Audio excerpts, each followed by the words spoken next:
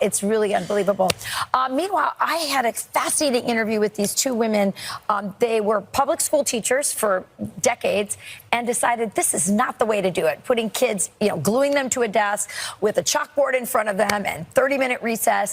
They said, this isn't the way to do it. Let's do a farm school. So they started a one-room farm school. They spent 3.5 hours with academics. It's a classical education.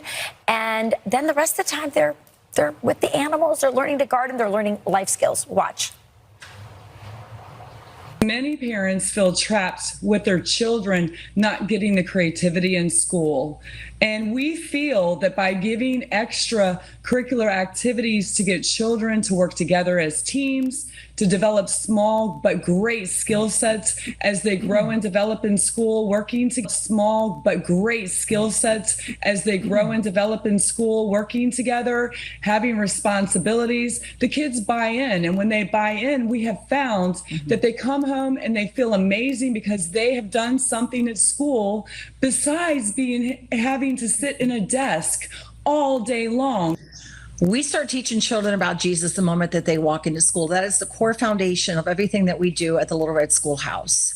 We also make sure that they are well-rounded individuals when they leave school. They have a certain skill set that will prepare them for the world.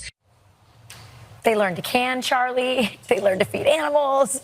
It's so great, and it's really basic. And you teach a child responsibility at a young age, and then they, as they pointed out, they become invested in life. And then when they become invested in life, they become kind of self-learners. They become curious, and they start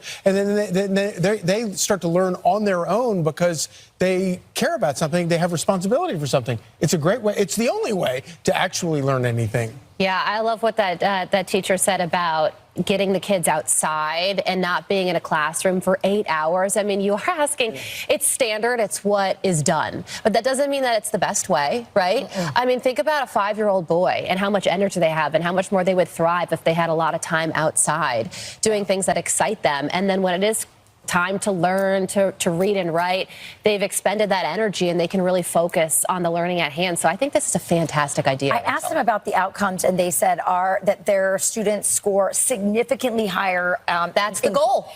Exactly. But listen, this teaches responsibility and it gives self-confidence.